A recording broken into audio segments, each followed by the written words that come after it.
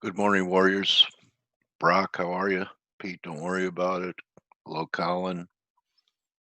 Kevin, how are you?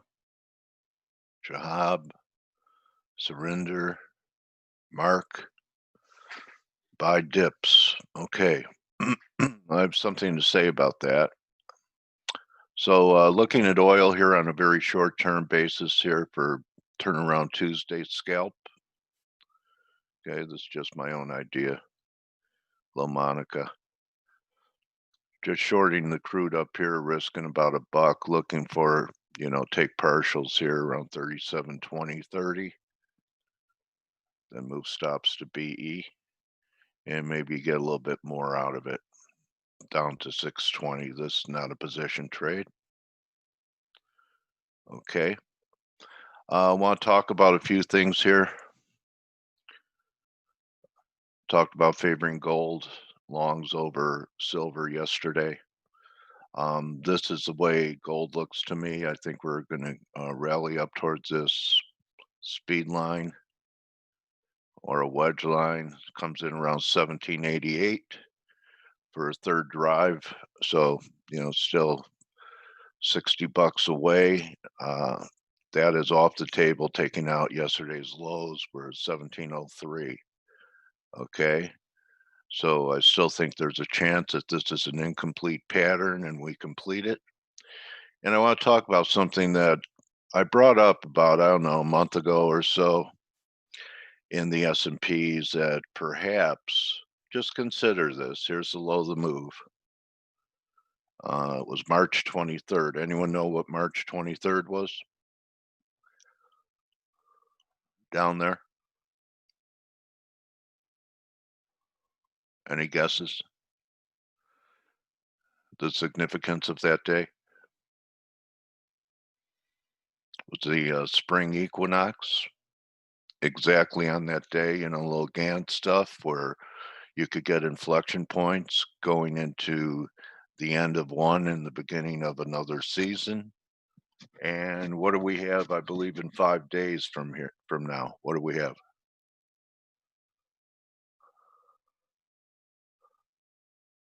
That's right, the summer solstice, right? So meaning that spring is over.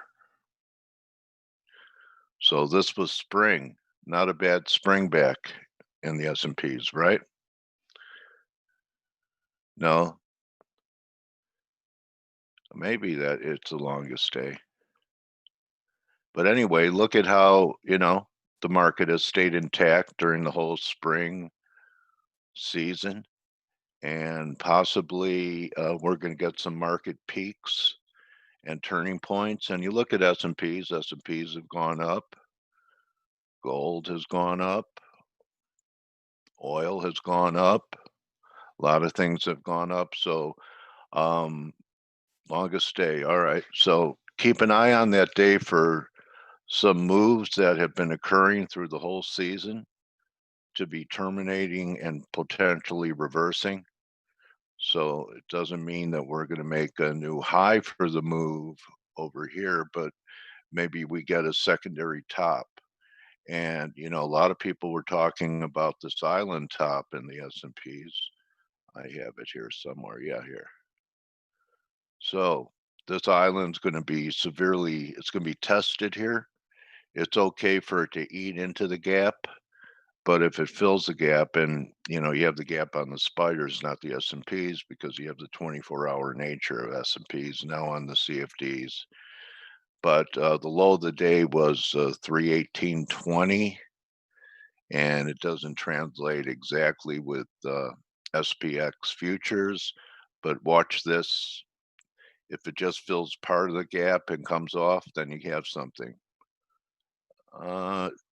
99% filled, not always. You have breakaway gaps. I could show you some gaps that have not been filled for years. And if you're trading it, looking for the gap fill, you went broke. And yeah, years. Let me see. I know a lot of this isn't going to show it, but there are gaps that can last for quite a long time. In fact, if you go to the euro, and it's probably not going to show up on the weekly. But if you go back to this gap, this was a breakaway gap on Macron's election. If you were looking for it to fill the gap, first of all, you went broke. Then you had to wait a couple years for it finally to be filled. See that? So that took a couple years to fill, and a pretty good bankroll. So don't buy that hype that they're always filled right away, because there are different types of gaps. All right, they're breakaway gaps. That was a breakaway gap, broke away from a range. So if you want to read about different types of gaps, I learned about it from Edwards and McGee, technical analysis of stock trends. There's, I think, about 4 different types of gaps, and so it's not a guarantee that the spider. Okay, just we're having some tech problems with YouTube. All right, so that's really what I wanted to talk to you about. It's very important that the dollar digs in. Yeah, they're right in here. All right, so we had this initial rally, and we have a nice little pullback here, and we're starting to head up. And the market's in a position where euro's weaker than cable, so very important levels for the dollar. If you want to be able to call this a bottom, we need another high. 97.50 is a big area, and really I don't think you can really call the dollar bottom until we close back above 98.5, 98. See this flat bottom, moving averages converging. So, it's possible we could rally back to these levels here.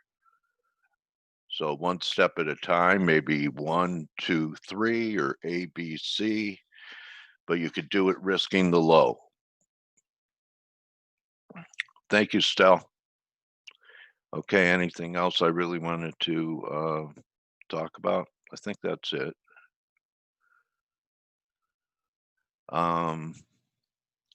We'll see. I was getting convinced that we're going to see new lows in 10-year and 30-year, but starting to head back up again with S&P strength.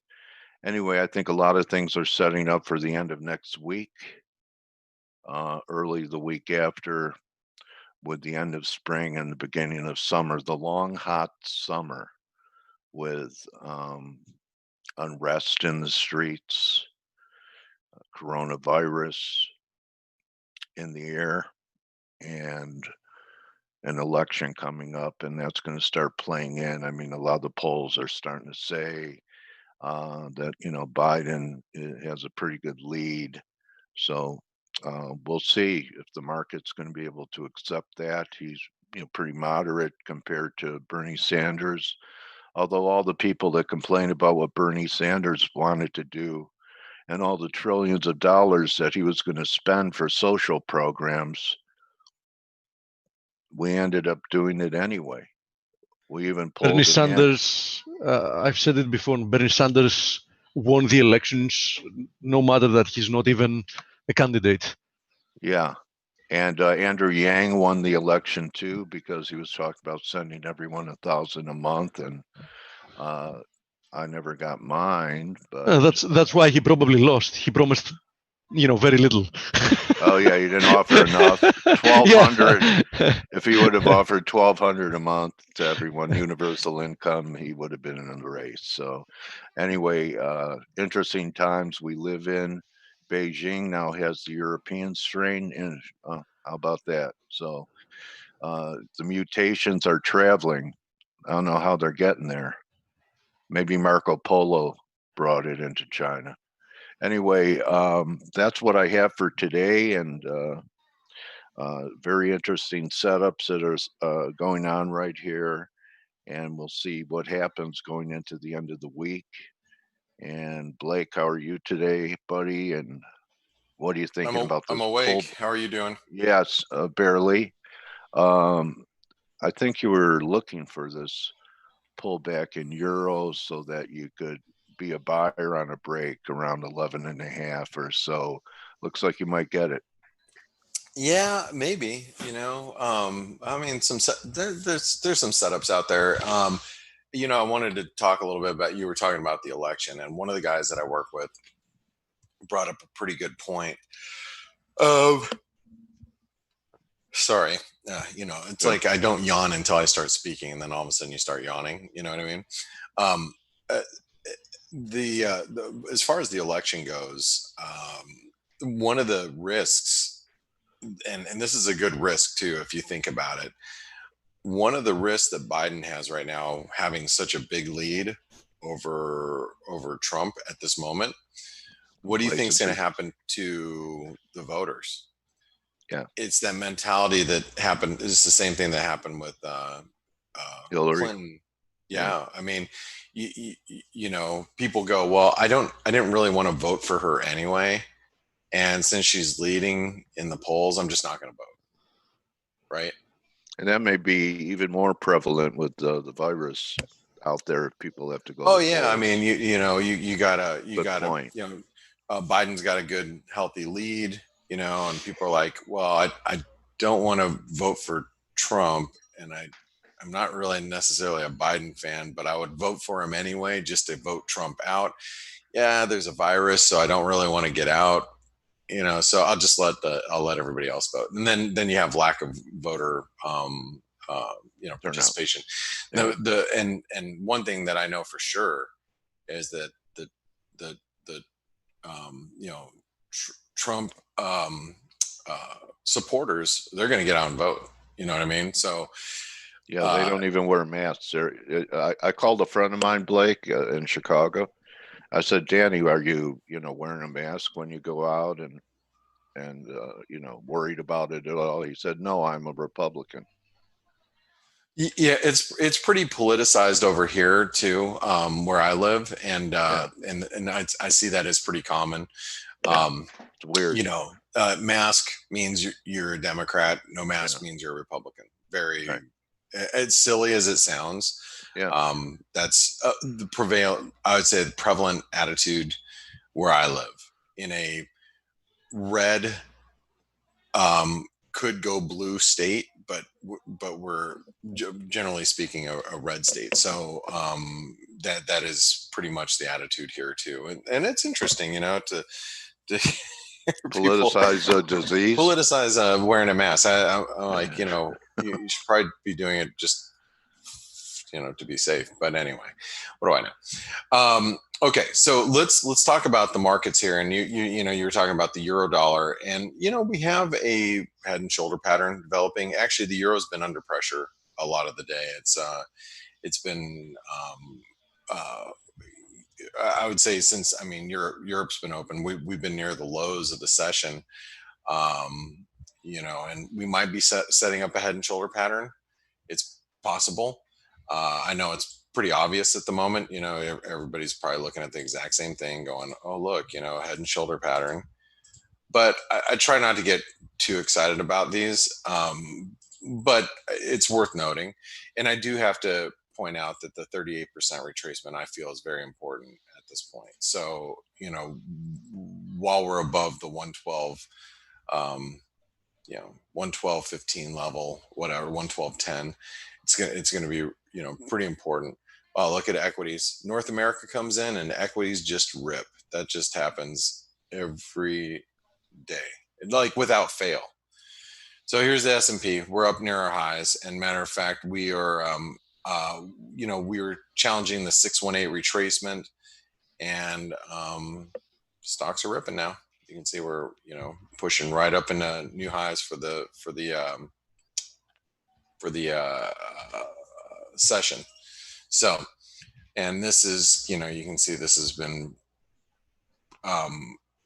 the 618, little divergent on relative strength, but doesn't matter. Like I said, we're in North American trade, so everybody comes in and starts buying. One of the reasons why the stock market rallied last night, if you were looking at this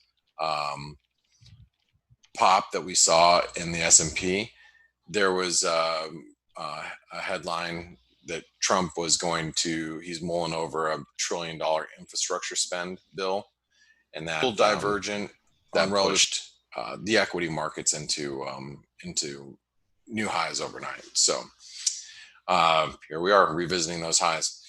Here's the cable.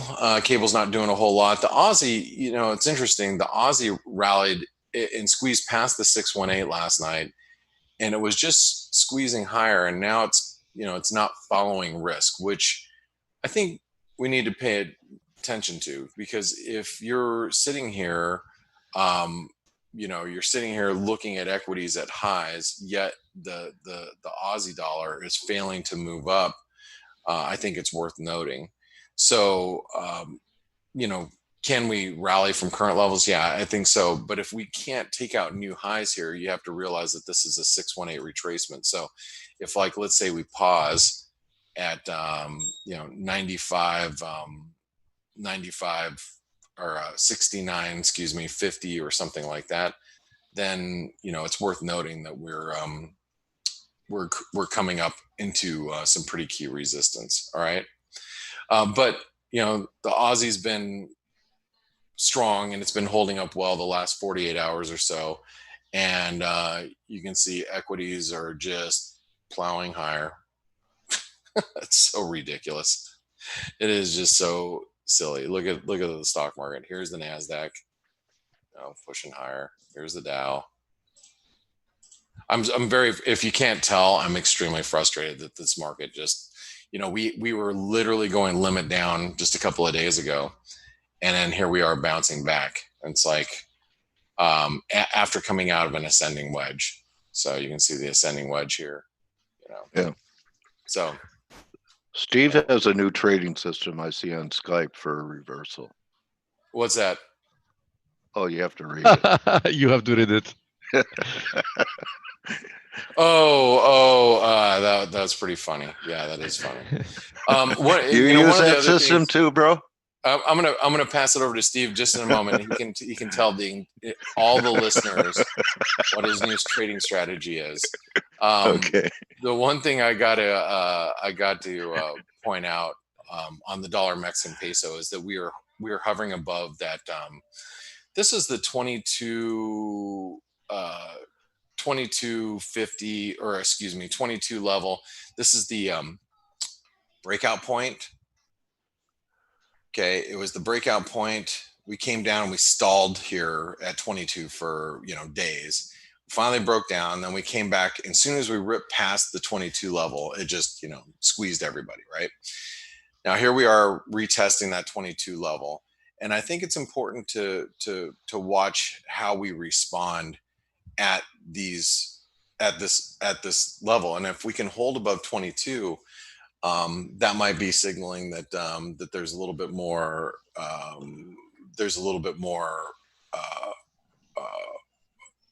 or it might be signaling that risk aversion might actually come back in, as long as we're holding above 22. I think if we slump below 22, we push below 22, then that'll just further confirm that stocks are going to continue to move higher, which they're already moving higher anyway as it is. So but Steve, let's hear what your new trading strategy is. Buy the dip. What's that? Buy the dip. Buy the dip. Yeah, there you go. Buy any dip you find, no matter any what. Dip, you buy the dip, because that's just what happens with this market. Yeah, the more illogical it is, the better it is. Right. So anyway, what's going on there, Steve? Yeah, everything's under control, mate. How have you been? Oh, just wonderful. I'm so irritated at this market right now. I don't even know what to. I don't. Yeah, as you, I don't know if you saw, because you were speaking. I just put a new pattern in play on. I mean, I'll have to end up becoming, a day trader with this, type of stupid market. You remember people were asking me yesterday why I closed my pattern in play that was short. That's the reason. You can see it now. Right. Because this market doesn't want to give up to logic. So to be honest, I was fairly sure that the chances were high for another squeeze. But I now feel comfortable again that the risk reward is again in favor of short positions in the short term. So let's see how this is going to work out. Yeah, we'll see. We'll see. I'm sitting here just trying to look at the S&P and see if we can hold above this or hold below the 618, and we were doing it overnight, and now we've just pushed into new highs. Very divergent relative strength, but it doesn't really matter, right? The markets just continue to press higher. So of course it doesn't. So anyway, yeah, it is. I guess it is what it is. What's interesting is gold and silver continue to hold up very well too. And I'm actually quite surprised that the precious metal complex is as strong as it is. I would have thought that with equity markets being under some pressure, we would have seen gold and silver really buckle under pressure, but we just aren't seeing that now, right? I think the fundamentals in the macro environment are such that if gold and silver can't thrive under this environment, I don't know under what environment they can. Well, yeah, I mean, but you would think that that as people are and traders are plowing money into equities, that they would take their money out of such the strong positioning that we've had in gold, that you'd be taking some profits there and moving them into equities, but that hasn't been the case at all. Blake, I think it's a very common misconception between people in finance. So it's not like something that is at least that's my personal point of view. Many people traditionally viewed gold, for example. I'm going to focus more on gold because traditionally it's more of a hedge or whatever. A lot of people are focusing on gold having, among other things, an ability to hedge, for example, stocks. In my opinion, that is more or less a misconception, because if you think about it, what gold is best to hedge against is bonds. Because think about it, inflation is beneficial for stocks traditionally. What isn't it beneficial for, though? Bonds. Because what is a bond? Bond is a promise to repay in the future on the currency, right? On whatever currency it is. So US bonds is a promise to pay US dollars in the future. So if inflation or inflation expectations erodes that value very quickly. So I think that gold is more of a hedge against bonds and bond exposure, and of course cash exposure. So if you want to be keeping your money in dollars, than anything else. Yeah, it's a good point. It really is a good point. Well, as far as the dollar goes, and let's talk a little bit about the dollar here. The euro's under a little bit of pressure, but it is holding up pretty well. I really want to be a buyer of euros. I had always thought that 111.50 is going to be the level where we can get long, and I'm really hoping that everybody's looking at this head and shoulder pattern and it starts to break down, but falls short and does one of these where we get down to 111.50 and bounces, as everybody gets aggressively short the euro. I'm really hoping we see some downside in the euro here in the coming days, but it's been holding up pretty well. And I think a lot of that has to do with, the equity markets doing well as well. It's keeping the bid in the euro and in the Aussie. So we'll see if that can continue, I guess, going into the remainder of the week. But overall, Steve, the FX market's kind of benign right now. Yeah, as I was saying since some time ago, unfortunately, because that's not a good thing for us, it's a bad thing for us.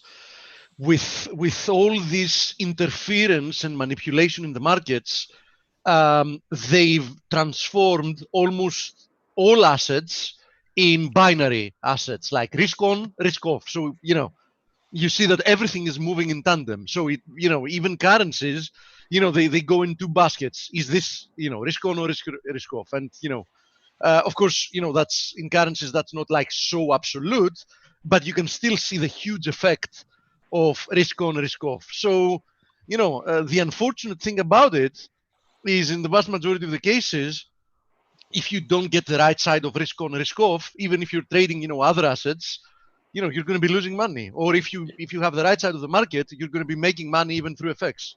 Right. It's a great point. No differentiation anymore, Steve. More or It's less. hard. Yeah. It's binary. You're right. Everything goes up and down together. Yeah. Well, guys, I'm going to pass it over to you. I just got word. I thought I had an event to do this Saturday, but it's actually next Saturday when I'm supposed to be traveling, and I just got word about that. So, I now I got to go deal with it. All right. Is that a good or a bad thing? If I sound super frustrated, it's because I am. I'm just hoping we get some follow through one direction or the other. You guys, good luck today, and I'm going to pass it over to you. You too, Blake. Thank you, mate. Thank you, Blake. Thanks, guys. Hello, everybody. How you doing? Hey, Stel. Hey, Stel. Good. We have retail sales in 3 minutes, but we have a little bit of time before that. So I need some underwear. you need some underwear. I don't How have can I any. help? I'm How can I commando. help? I go commando, man. I don't do my laundry until I run out of them. So if I just go out and buy more, I'd never have to do the laundry. You just use them once and throw them away, right? Yeah, it reminds me when I was a student, my mother would come to London once every 3 months. She would cook like 55 dishes, put them in the huge freezer we had, and we just take one after the other. Nice. So we didn't have to cook. That was nice. Yeah. So equities. The Fed basically said today, like everybody here, I think, knows now that they're going to be buying corporate bonds. And what does that mean? You're a corporate. You go out, you issue a bond, very low yield, basically almost nothing. The Fed buys it, gives you money, and then you can do some buybacks. So I think the market realizes that this is yet more cash going into the system. And and the more spectacular blowout when that day comes, because they keep throwing leverage to the system more and more, and every time they have to face any problems, the solution is liquidity and leverage. Yeah. So unfortunately, they make the day of reckoning even more impressive. No idea when that's going to be, but it's going to be impressive. The main problem faced everywhere at the moment is debt. Too much debt, too low yield. So the solution is obviously more debt. Yeah, imagine if 10-year US goes to 2%, which is really not. I mean, it should go back to 2, 3, 4, 5%. Imagine if that happens. It's going to be mayhem. That's not going to happen, man. Because when it starts moving, it's not going to stop even momentarily at 2 or 3 or 4 or 5%. Yeah. But anyway, the question is now the Fed is going to be directly or indirectly buying everything, and they've ruined every single market known to man, pretty much. So it's a very difficult situation. I still think that eventually fundamentals at some point have to catch up with. I want to say markets, but really I'm going to say equities, because equities are not really markets anymore. And you have things like, North South Korea today, and India and China, and things are brewing everywhere. And there is really not a single good thing that I can read on any particular day, over the past few months. And still equities are going higher. So, you have to go with it. For people who have been in on this webinar and Forex Analytics, I was short a little bit of S&Ps, not a lot, at 30.50 and then 31.15. I cut that yesterday as soon as the Fed came out saying we're buying more and more. So it was like plus 20 points or something like that. It was not a lot, but I'm looking again to sell, not yet, but I'm going to be playing this on the short side. And but really, it's very difficult to go against this. You have to time it well, and you have to be. Personally, I'm going much smaller in size than I used to. But let's look at the numbers, and then we can continue. Yeah, the new play from the Fed is that good news are okay, and bad news are even better. Because in essence they've made very clear that no matter what happens, they're not reversing any more policy. Yeah. Wow. Huge numbers. Yeah, that's not so surprising given the previous numbers, because it's Yeah. and of course the market is going to cheer the good numbers, while if Yeah, the number was exactly. bad, it wouldn't care about it. Yeah. It's exactly what I was saying, that good is great, bad is okay, it's fine, because don't worry, they have our back. Well, I said yesterday on this webinar, I think we're going to continue to see some good numbers going Of into the course, next few days because in May numbers. comparison to complete shutdown numbers, Yeah, yeah, of course. not only, yeah, exactly. Not only that, but remember we started to open up, so we're going to see a couple of weeks of good numbers. But as I'm reading, I'm obviously not there, but I'm reading in many places of the world they're going to start perhaps lockdown again or controlling things. So I think it's going to be uneven, even though the market thinks, yeah, everything's going to be back to perfect. And Trump tweeted himself yesterday, oh, I still believe a V-shaped recovery. It's coming. Everything's great. Buy everything. So it is a frustrating market. As I said before, I'm not short at the moment, but I would be looking to go short at some point. Yeah, so this is interesting. Equities are flying, metals are getting sold, but I thought when things were really bad, metals got sold, right? Remember in March? But anyway, Yeah. it's okay. The market does what the market wants to do. And so what else did we have? We had Here is gold still consolidating, but yes. regardless, I mean, still very near the highs, and I still don't see anything really bearish in this price action. I mean, we need to do a lot more, to start, really talking about a, breakdown or whatever. You have to get below that zone in 16, what was it, 40 or something like that, to really start looking at potentially lower. Yeah, at least 1670, which is the previous low, and it was a low back there as well. So 1670, in my opinion, is the line in the sand. Above it, I think it's quite dangerous, being, overly bearish. Yeah. Now we're seeing, actually, that's quite interesting. Now we're seeing the DXY rebound together with risk assets. Let's see for how many hours that lasts. I don't think it's going to be for much time. Yeah, it's been inversely correlated for a while now, so that's very odd. Yeah. Let's see. But yeah, like you said, I think gold is consolidating quite well. It's trading well given the these moves, and it's funny. If you look at the daily chart of gold over the past weeks, it's been it's been going really steady, compared to what the other markets are doing. So I think that's a sign of consolidation, waiting for. Yesterday at some point it was looking like it would be a really bad day.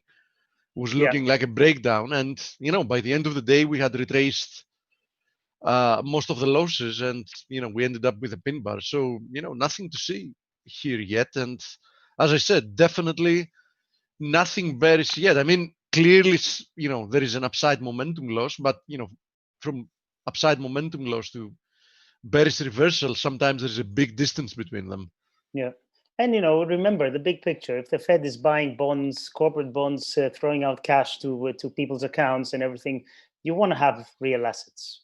And we've been saying this for a while now. So it's not surprising that gold is holding up well. I can't rule out a leg lower before we go higher. Of course not. But in fact, I would love one so that I can get some more longs in. But I think that I would love it as well to get some silver, because silver is one thing I don't have. I have enough silver. I need to get some more gold. Okay, I can trade you off some.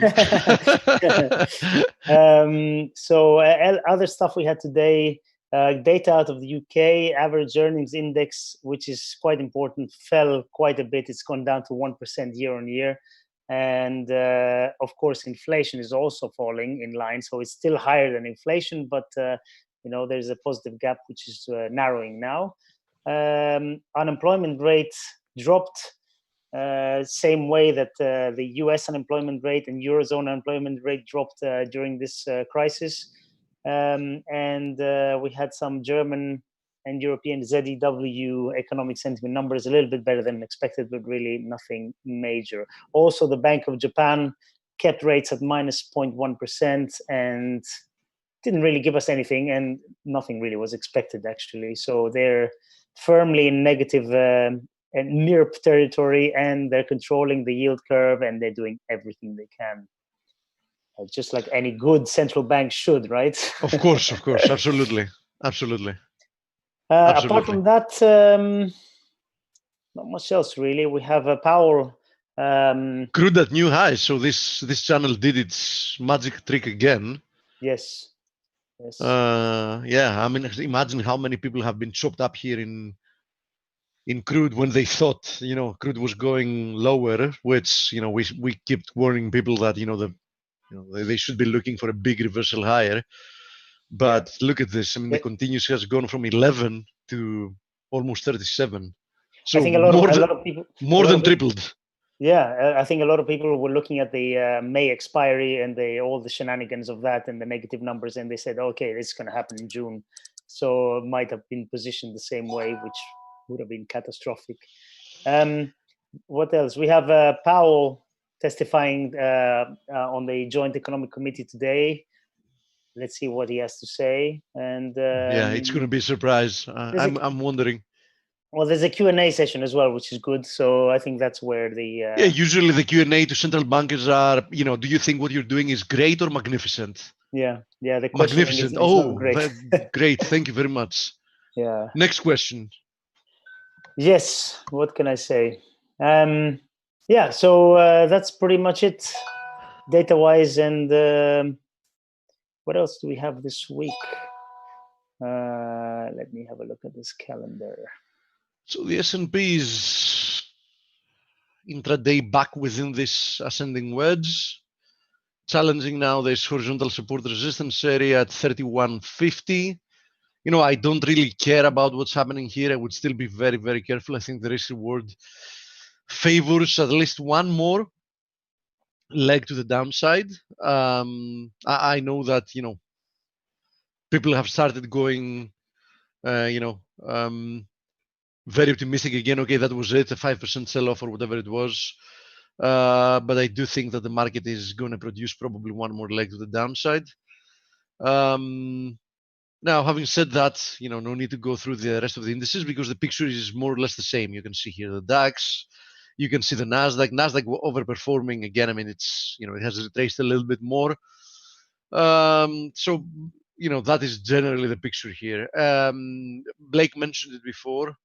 If you look at the FX pairs, the Aussie, the Kiwi, we mentioned that actually yesterday. If I go to the daily, if you remember, I mentioned yesterday in the daily that, listen, we have this ascending channel that is holding both in the Aussie USD and the Aussie Yen. I said I don't intend to be long, but from a risk reward perspective, it makes sense why somebody would want to buy, the channel's retest. So far it has worked, but I do believe that we're probably going to see another leg lower here as well. As I said, unfortunately, everything has become one market. So, a risk turns lower, then you're going to see that leg lower as well in the Aussie, in the Kiwi, in the Aussie Yen, in the Kiwi Yen, in crude oil. There might be a few divergences. For example, crude oil has now produced a higher high, while the stock indices have not produced a higher high. But,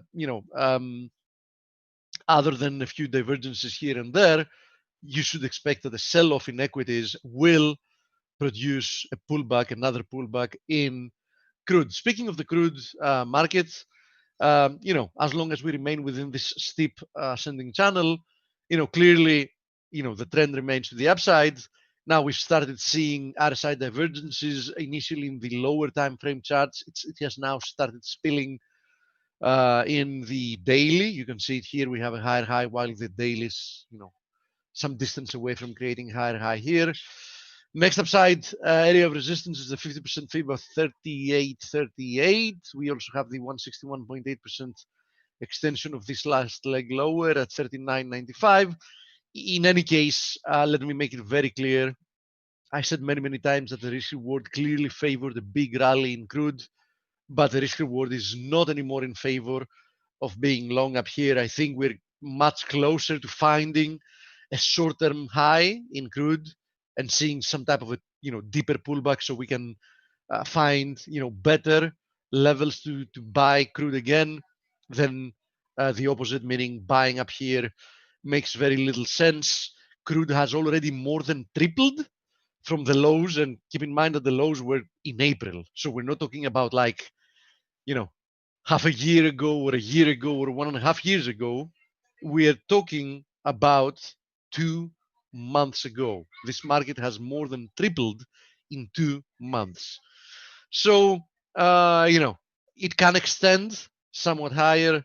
But, I think, if you're looking for an opportunity in crude, it's probably going to be after finding some type of a high. Then I would be looking for a pullback towards the 29 level area. And that's where you should be looking for an opportunity to buy, not trying to chase this market after, having missed, a monstrous rally to the upside.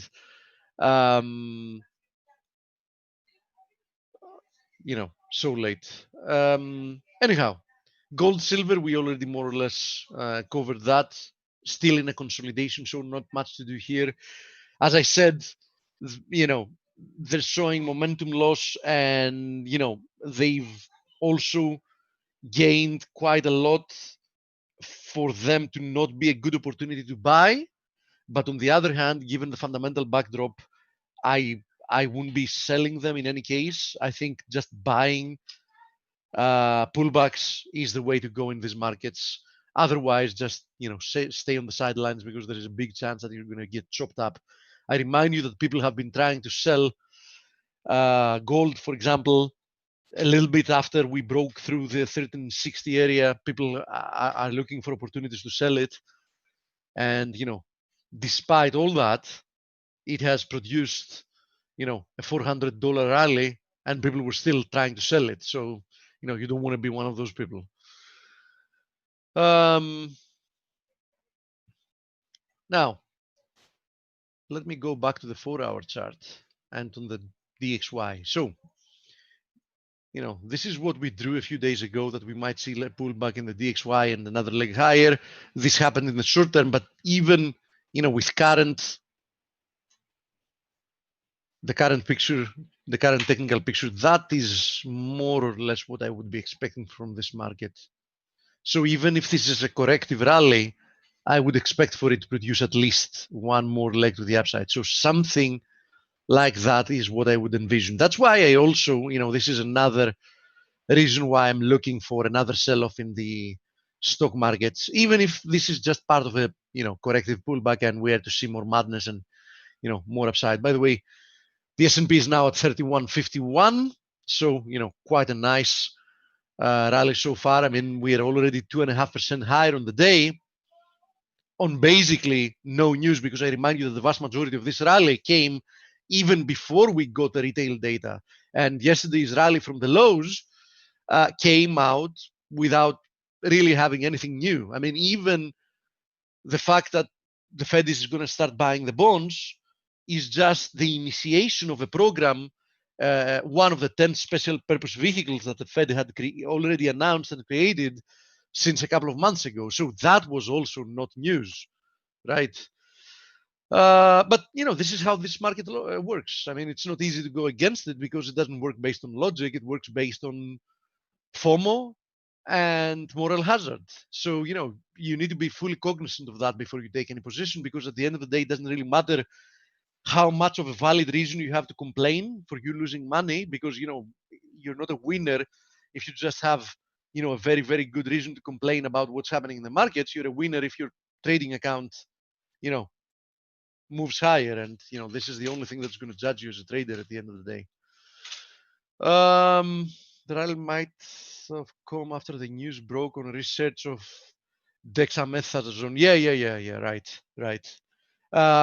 As we've seen 5 different rallies come following some type of an announcement for XYZ drugs, and then when XYZ drugs prove to be, at best case scenario, incrementally helpful, or some vaccines that are announced that they go through phase 1, which is just that they're not killing people, and then when in essence we get data that show that these medicines have probably no real effect, in changing the whole situation with coronavirus. It's not that they're going to make it safer for people to contract coronavirus, or it's not that they're going to prevent them from getting coronavirus. The market couldn't care less. So we get the rally on the rumor, and then whenever that rumor gets shut down, the market doesn't even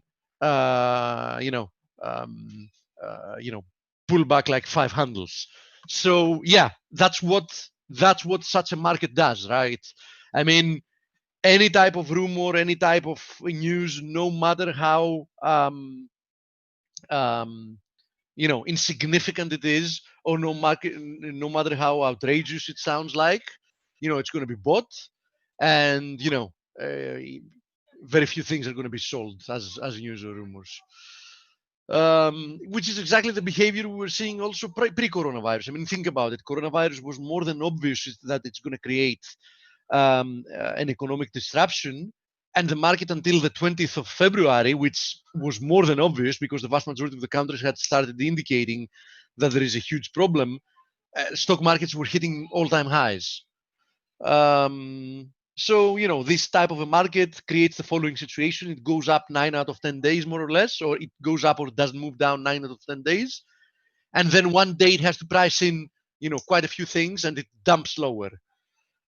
Which, of course, is not normal market behavior, but this is not a normal market. So let me go through some of your questions and see what you want to have a look at. Good morning, blah, blah, blah. Longest day, 21st of June, correct. Are most of the same page at most gaps, so 99% are filled? Years ago, yeah, there are a lot of gaps that get filled after many years. There are also a lot of unfilled gaps that there's a very high chance that they're never going to get filled. So yeah, I mean, the general rule that wait for a gap to be filled, statistically speaking, it applies, but you can't trade based on that, because yes, there are gaps that never get filled, or they're going to get filled so much later, but that it doesn't really matter, because if you were trading based on that, you will have gone bankrupt 1,000 times first before anything happens. So could it be said that one trillion stimulus is a week-long buy on S&P crazy times ahead? Yeah. Will Beijing now got the European strain? Yes, no surprise there. You actually believe? Seriously, much. Okay, gold getting scary up here. Yeah, scary. I wouldn't say so. Yeah, it might pull back from here. But as I said, I think it's scary to be short these metals at the moment. It's not that they can't move down, but they can substantially move higher. So be very careful.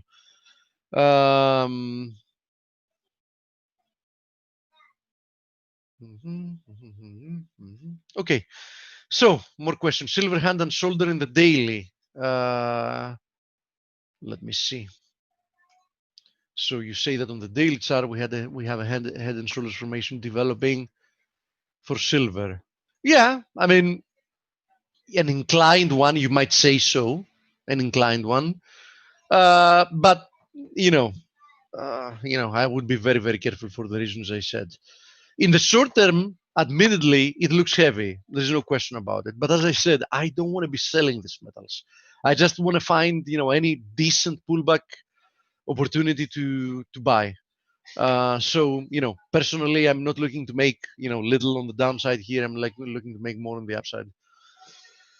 Euro, Aussie, and Aussie Yen, please. Yes, absolutely. So Aussie Yen, I already talked about it yesterday. I said that it was testing this channel trend line support.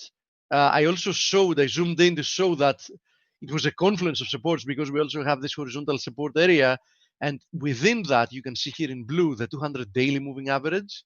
So keep in mind that that was a triple confluence of supports that so far has done the trick. We've seen a rebound, but in order for this to have any decent follow through, we need stocks to start hitting all-time highs once again. And since I still believe there is a decent chance that we're going to see another leg to the downside, I would be very hesitant in buying. From a risk reward perspective, you can be long against this channel trend line support, and there's nobody that can actually blame you for that. I mean, there's nothing wrong with trading it that way. Probably it's a more right way to do, but I suck. I always have in the back of my mind a little bit of fundamental backdrop, probably a huge disadvantage in this market. Now, having to do with Eurosi, since you asked, I mentioned even yesterday that Eurosi has not managed, despite a nice rebound higher, Eurosi has not managed to break through this descending channel trend line resistance. And as long as that's the case, Eurosi remains in a downtrend, right? Now, we had seen already RSI divergences develop, which are still apply in this market, right? We have also seen that the downside momentum was waning for quite some time. But in order for me to turn really bullish this pair, I would at least want to see a break above 166, this area. Then and only then I would be looking for a stronger rebound, in which case I would be looking towards the 171 area. Okay.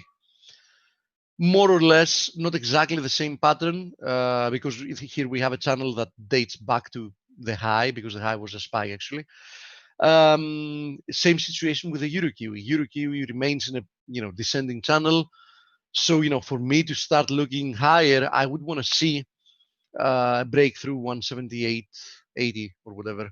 At the very least, in the short term, I would want to see a break above 176.50. Steve, take a look at the dollar Swiss. Thanks. Yeah, absolutely. So here is the USD Swiss. There it is. So here's the USD Swiss. A few days ago, I indicated here that we might have, a rebound from there, which I think wouldn't easily take us above the 96.30 area. I think that we might have another extension higher. This was a beautiful. It isn't valid. It isn't invalidated, by the way. Morning star formation. You can see it here. These three candlesticks, and so far, yesterday and today, have been yesterday an inside day to that last candlestick, and today a short inside day to yesterday's inside day. So I still think that we can see another extension higher, perhaps to retest this 96.20, 96.30 area before moving lower. That is why I also believe that this Euro USD might not be done correcting lower. It might, because it's well bid, but on the other hand, my intuition tells me that we might have a little bit more to the downside, 111.50, or perhaps even a little bit lower than that before we can see a continuation higher. Okay, so that remains my main thesis here. Pound USD.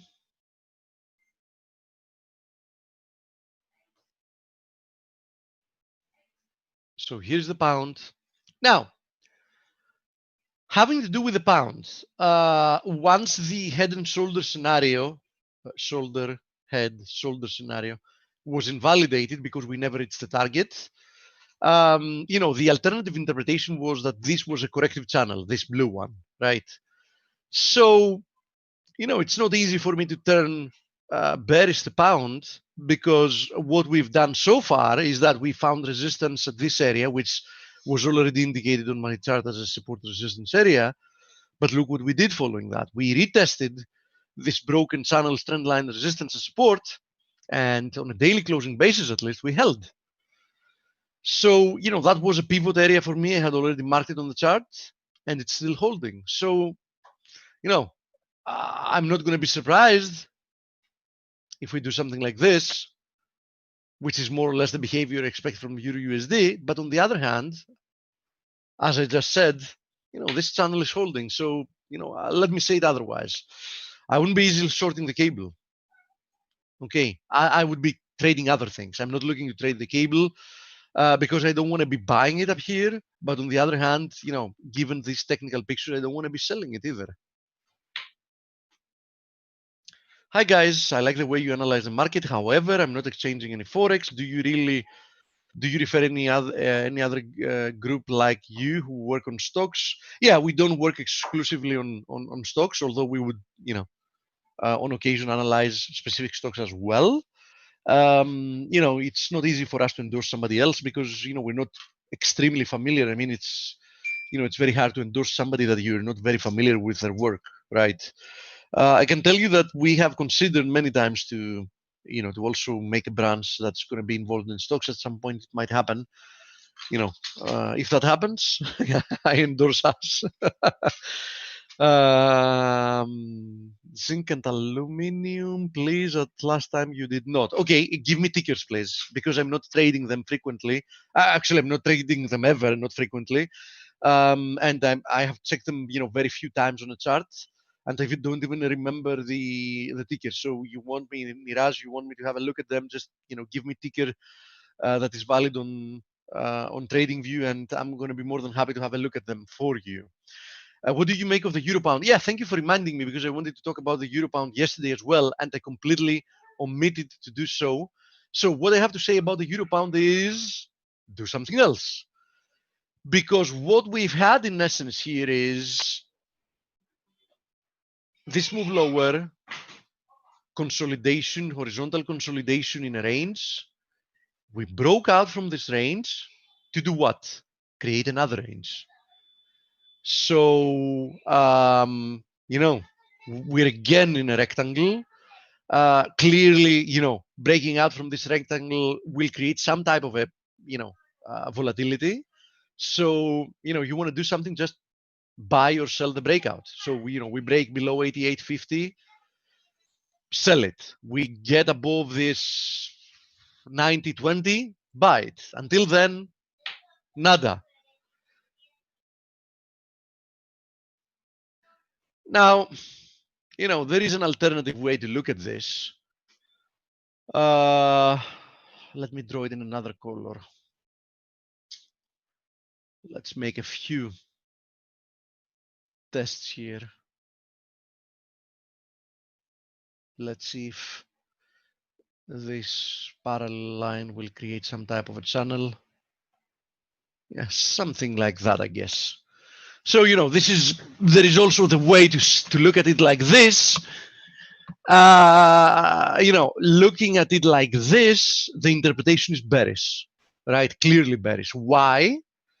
Sometimes the market is very simple to analyze, and it has to do with, what is the most fundamental thing you want to do in a market is spot, the path of least resistance. So, just if you, make a channel like this, then you have two things you have to compare, right? You need to compare the prior move lower, having to do with, how steep it was and how much time it took. And you want to compare the move higher, how steep it was and how much time it took. So, comparing those two with each other, tells me that probably the path of least resistance is lower. Now, you can combine the two ways of looking at this market, meaning rectangle, or alternatively channel. You can combine those two and make a trade out of them. And how can you combine them? Let me clear the drawings. You can combine them by saying, okay, if we assume that this channel is the valid one, but at the same time I have this rectangle, I'm not going to be jumping the gun and selling when we break through this channel. I'm actually going to be waiting for the market to break through this rectangle as well, in which case I'm going to be both below this ascending channel and the rectangle support. And then I'm going to be selling. So, that's one way of looking at this market.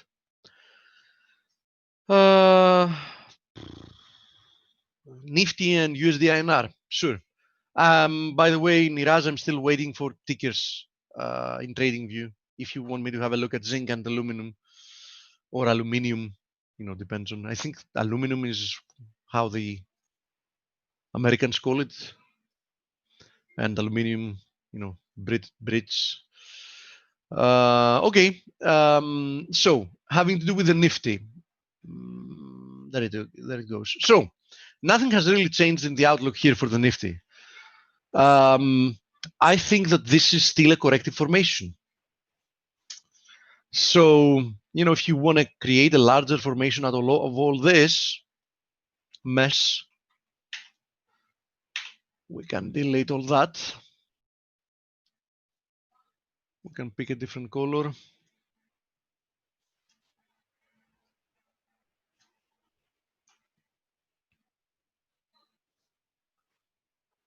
There you go. So that's more or less, what I would expect from the Nifty to happen sooner or later. By later, I mean,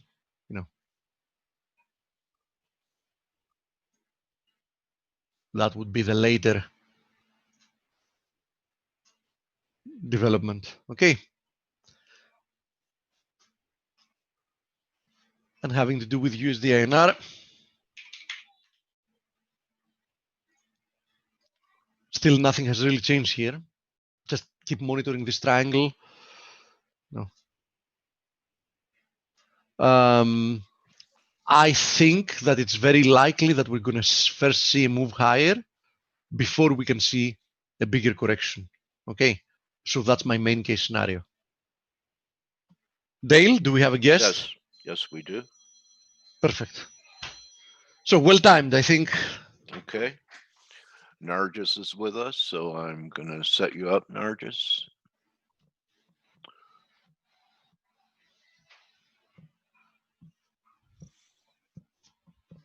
Okay.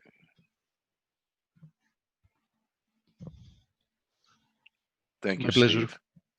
My pleasure. Welcome back, Nargis. Asking to unmute you.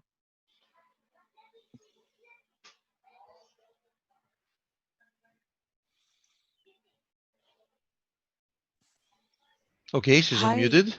Hi. There we go. Good morning. Hi, Nargis. Hi, good morning, Dale. How are you?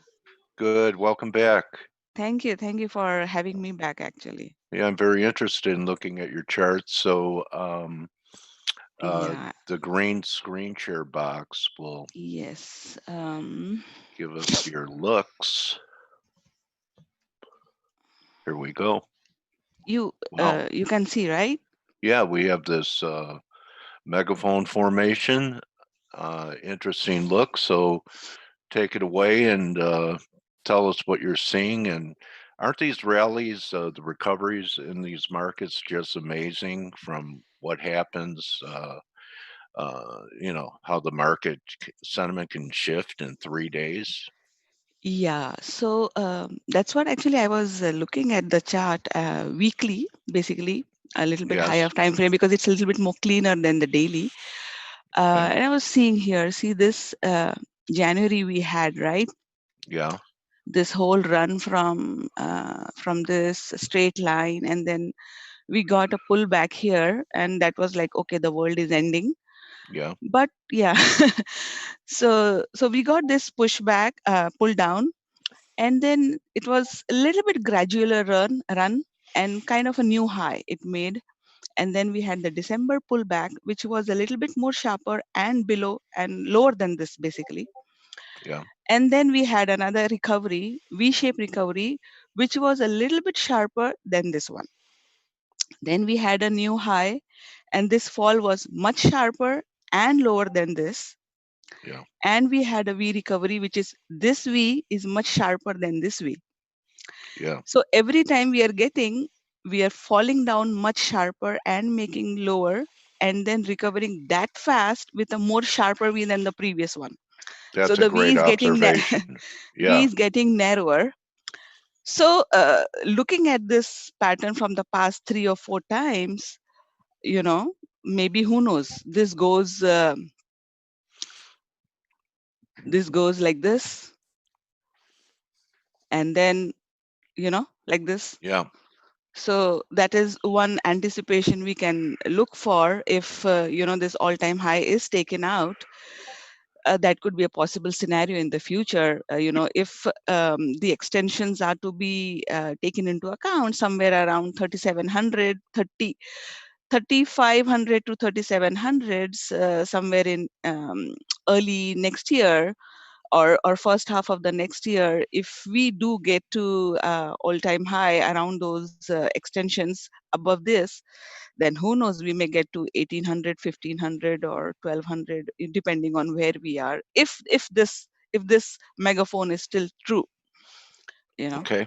All right. So, nice observation, beautiful formation. So, your blue line was also a megaphone until it Yeah. cut through it. I was using that line. Yes. I believe it was 3190 or something. And once we fell back in it, we crashed. So we're back inside the blue one. What would give you confirmation that this is a failing rally? And we're not going to go to new highs? What would the market have to print for? I think, go ahead. in my opinion, currently we are this yes, around below 2785, around, which will bring it down below the cloud, back again in this area here, closing down here on a weekly basis. We would say, okay, this possibility is a little bit more than this possibility. Yeah, and that would be the first time that we did not make a higher high in this formation. Yeah, so it could be an, something like this. Oops, something like this, like an H pattern coming down, or N or something, or even just pull back maybe halfway before it makes the launch for the upper megaphone line. Yes, so somewhere, I was hoping that it would at least this time, but it's a fantasy to come down to at least 50%, or if not here, or at least to 2785 here. But it only did 236. That's like right, hardly anything. But then also we had like a world-ending thing past 2 days. People get spooked so fast, like but nobody gets spooked when all this is happening. So I guess the sharp rallies causes, or maybe the also causes the downwards as sharp as the move up. So it shouldn't surprise as such, after seeing all this, that something like that can happen. Mentally, we should be prepared now to see such severe moves up or down, both sides. Yeah, so this is one of the most difficult patterns to trade. It's also, besides a megaphone, called a broadening top, not a broadening bottom, but a broadening top formation, which implies, it's a topping formation. It's just, you never know when you're not going to get that recovery. And we've taken out the top line, the blue line.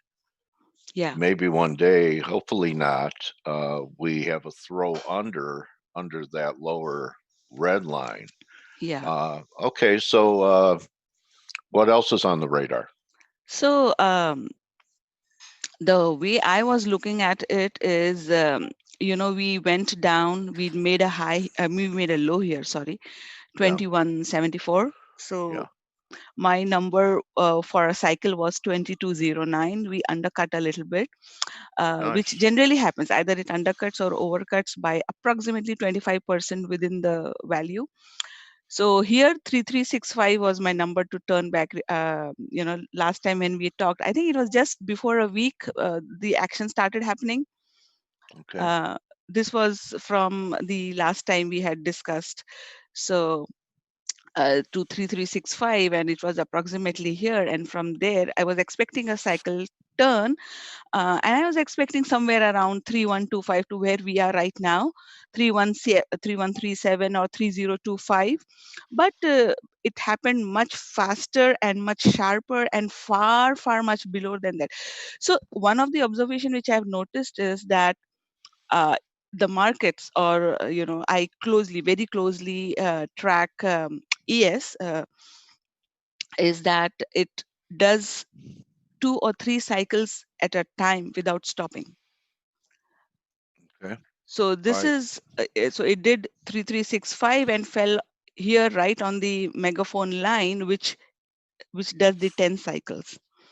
So without stopping, it did the 10 cycle, and from here to here, 32.49, which I was tracking, it also did the 10 cycle, and we did get a reaction here, even though much smaller as compared to this move in terms of a retracement.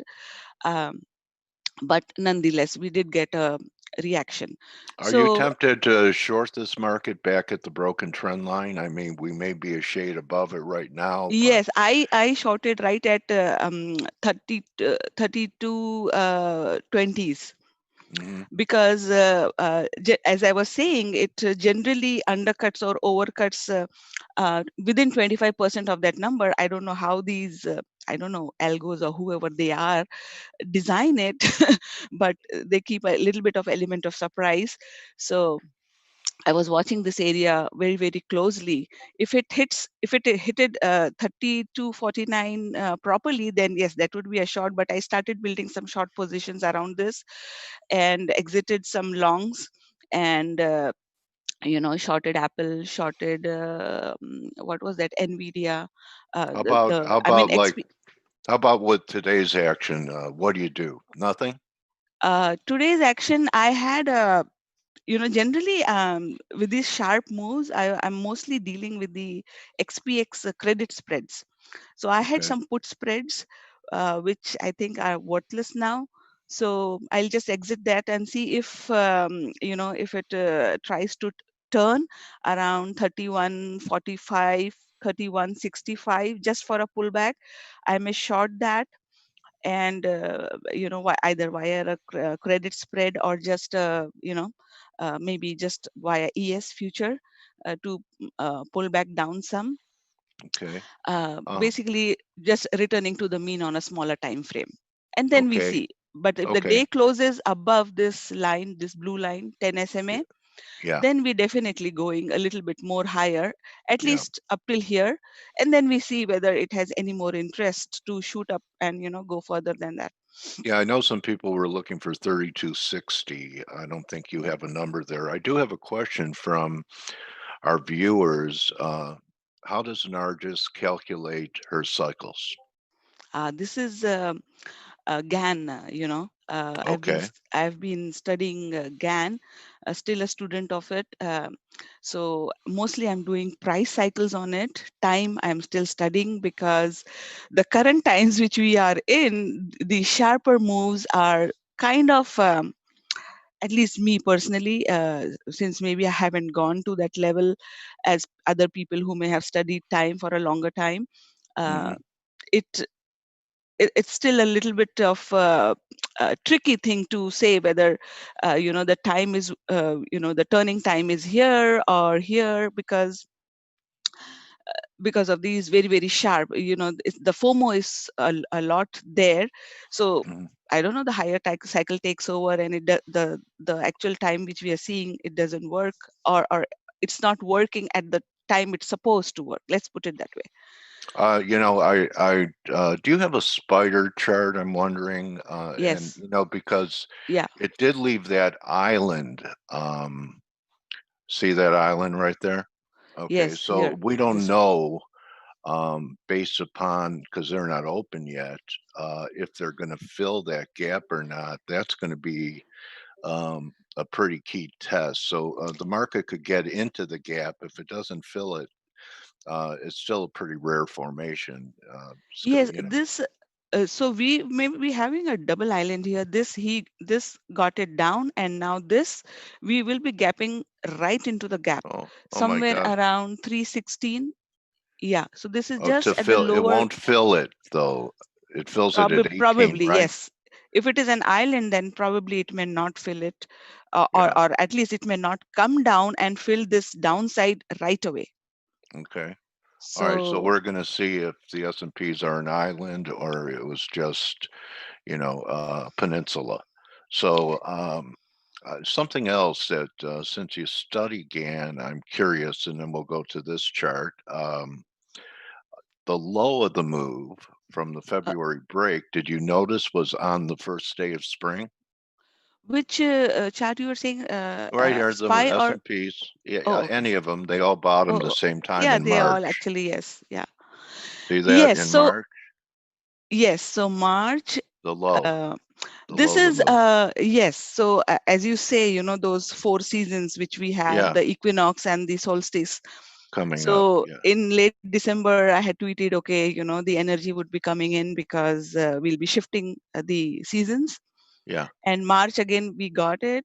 And March, April, May, June now, right? Again. yeah. So, Solstice next in so 5 days. So next in 5 days, yes. my thesis, or guess, is we bottomed on March 23rd, which was the equinox, and that this rally has lasted through the spring. Spring, yes. And let's see what happens with summer. If we have a long, hot summer, we'll see what happens to the market there. So I was wondering if you had any credence. You've read about Gann saying that the cycles are important. Sometimes the seasons could provide turning points.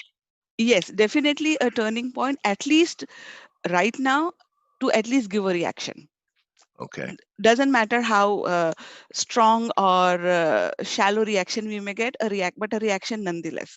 So like here at 10th cycle, when it completed it, and 10th cycle have been proving a little bit more powerful, especially on ES and in NQ as well, because NQ 10,000, Yeah. right there we got a big reaction, and I was waiting for that. So a reaction nonetheless. So here we got, let's just assume that suppose this is a shallow reaction and this does takes the high out. So 3249 is the 10th cycle, and let's say give it a little bit of 50% to say, if it wants to overshoot. So 3249, so 32, little bit under 3300, 3307, I think so. Okay. Why to guess? I have written it down here. Okay. You're a hardworking technical person, Nargis. Yeah, so You do see, a lot so of work. yeah, so 3249 to 3307, the upper level of the bull trap number, let's say that. Okay. And if it starts trading above here, then we say that this thing is going to 20 cycles, and that may bring us somewhere to 3700 to 4K. Okay. Based on the numbers. So that's what a lot of the bulls are looking for. Yeah, so that may prove this theory of hitting that upper trend line one more time. Yeah. And then who knows, this may still be true, this may still become true, if it follows this pattern from the past. Okay. So because remember when 2200 happened somewhere here, the what I was looking for was we tested until here, right? The breakout of this area. And from right here, we bounced back, and now we are all in good territory, and the monthly chart is all good. And this thing, we never traded below the cloud here. But if that megaphone works out the way it has worked out in the past, then who knows, next time it may, this low will be taken out and we may land here or here. This is the area which was never tested. It never came down to test this. So this is one big thing which may take us down to, oh my god, 1500s, somewhere 1500s, NQ in 5000s, or Dow also similar number. Yeah, those were important tops. Those, the 2000.com and the 2008 financial crisis. That 1500 so level. Somewhere 5000 and YM, similar, all these. So I mean, that's just a theory until it works out, but yeah, something like that. All right. I was just I'm like closely tracking that megaphone, how it works out. So that 3249, 3307 area would be a little bit those are the things I'll be watching for, what the markets wants to do in terms of turning down or turning up. Okay, and we're halfway through the month of June, looking at your monthly chart here. So a candle, you don't know what kind of candle you're going to have until it closes, and that'll be month's end. Yes. So here, see, we did have a sharp recovery, and this was the deciding point. Just if you're just plainly looking at the monthly 10 SMA, this month of May closed above this 10 SMA, and Yeah. June had a big rush because I was looking for, since and I think I tweeted about it also, that okay, we had the month of May close above 10 SMA, so expect higher. And that's when it confirmed for me that this would go to 3249 area, complete the 10 cycle, and also this also completed, I think, 80% or 82% of the extension. That also brings it to 3250 area here, and that Okay. matches with the cycle number as well. So kind of a little bit of confluence in terms of numbers, and we it just a little bit below that 32 31 it turned down. It tested this 10 SMA. I mean, today we are up, but if you'd Yeah. seen it yesterday, it was just touching this line. Hmm. 20, 20 it went a little bit lower as well, 29, and then it came back up. On weekly also, it did the test. So come on. Yeah, it tested the 10 SMA Okay. and then back up. Now it's all above here. If the week closes here, then actually at least there is no reason to say that we'll get a sharp pullback right away, but that's still possible. uh, Under these this week's lows, there's problems. So Yeah, right. so under this Okay. week's low it would be a problem, and above these highs, it'll be okay. Yeah. So we'll Okay. watch this candle how it does on probably next week or so, in with respect to this candle how it does. Okay. So are you working with a group of people? You still mentoring or collaborating? Tell us what you're Yeah. doing besides trading your own account. So I get a lot of requests that how this is working, that is working. So I had so I said, okay, as I this is a lonely business as well, trading all alone. So I had started a Discord channel, Okay. and some folks who were interested joined. So we discuss whatever I tweet. We discuss a little bit more detail on that. What's happening, why it is there. I put out my trades, what I take. Any people who have their setups, they ask, what do you think this will do, or what do you think this stock will do, or something like that. And then Right. it's a little bit some people have they were very very new or didn't know technical analysis. They've learned a little bit more. So I personally feel happy that um, the other folks are also benefiting out of this information, and I Okay. also get to learn something, to look at things from a different perspective. Or sometimes I'm like, I'm just doing my things, and I don't know what's happening in the market, or which stock is running very hard, or this or that. I get to know or hear about it too. So It's like sometimes it having a presents. mastermind when you're collaborating with people. Yeah, so it benefits all. So again, it is all right now. I haven't thought about anything else. Everyone keeps asking me, are you going to run a service or no? So I'm a little bit still skeptical about running a service or anything. But yeah, it's my all information as of now is all free. Whatever I do, it's all like, you know just collaborating or sharing what I do. That's all. Okay. And the best way for people to reach out to you would be with Nargis 007 Secret Agent Woman. Yes, right Okay. here. Yeah, yes, Okay. right here. Nargis 007 is how you reach Nargis, and um, this woman knows how to use a telescope. That's all I could say. So, Y- really appreciate you being here today. Did you want to wrap it with anything? the only thing I would like to say is that since I'm watching the markets closely to see whether we shoot up here or this would be a turning point here. So if we shoot up here, then the other major stocks have presented themselves with much higher targets as well. We talked about Apple Yeah. last time. Yeah. So 325 to 350 was, I was looking for a turn down, and it did.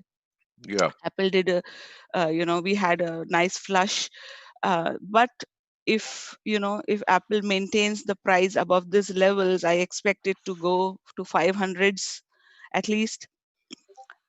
based on the cycle pricing. Tesla also, remember Tesla, you had Yeah. mentioned like, Yeah. yeah. So now it did take out the 993, and if it maintains a price above this, we have into 1300s. Amazon is somewhere like, um, at a Struggling a little bit. conjunction. It is Oh, yeah. it's at a Yeah. conjunction 2705. So I think somebody asked me on Twitter, what do you think about this? And it said this, and right there it had turned down, and it did flush flush nicely, approximately 200 points from there. So again, either it will do 4,000 or 4,100, or down to these levels. So Okay. this is. And you have a bearish call out on Netflix, which has been underperforming. Yes, so this number has been, I've noticed this area, lot of stock struggle here, BA literally fell through the roof from here, and it hasn't recovered yet Okay. from there. Quite a few, even Tesla struggled a lot in this area. Now Netflix is struggling. It goes up till here, 337, 441, 445, then pushes Yeah. down. But if it for goes above here and maintains above here, then we have targets into 700s. Okay. So All right. yeah, Go ahead. yeah. So that's all I was saying is, if this wants to be on the upper side of on this upper area, then all this may still work out. Okay. Mr. Buttons is a big fan of yours, he just said. Do you Oh, know really? Mr. Buttons? Oh, Mr. Buttons, yes. He is also, I think came into my Discord room. Yeah, I mean, Okay.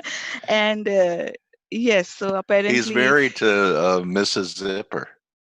Oh, Mr. okay. Buttons and Mrs. Zipper. Oh, So, yeah. I get you anyway, now. Okay. anyway, Nargis, great to see your work. You have an affinity towards it, so I'm sure you're helping other people. And thanks again for bringing your numbers and some important technical levels for us all to pay attention to. Thank you, Appreciate Dale. it. Always a pleasure talking to you, and thanks for having me. Have a great day, and hopefully all of us, recover nicely from this COVID-19, safe, Yeah. healthy, with our jobs all intact, the economy all good. That's all we pray for. I mean, markets are there; they'll be here. But the mental Right. health and the stress levels, Yeah. we should all come out as a winner out of all this. A great way to end this interview on with hope. Yes. And thank you. I'm hopeful you'll return next time I invite you. And thank you, my trading warrior sister, for edifying our community today. Thank you. Thank you, Dale, and have a nice day. Okay. Thank you. That's Nargis, everyone. Don't forget to count. Don't just count your pips, count your blessings, and we'll see everyone tomorrow. Adios. You're very welcome. Thanks again, Nargis, and see Thank you. everyone tomorrow.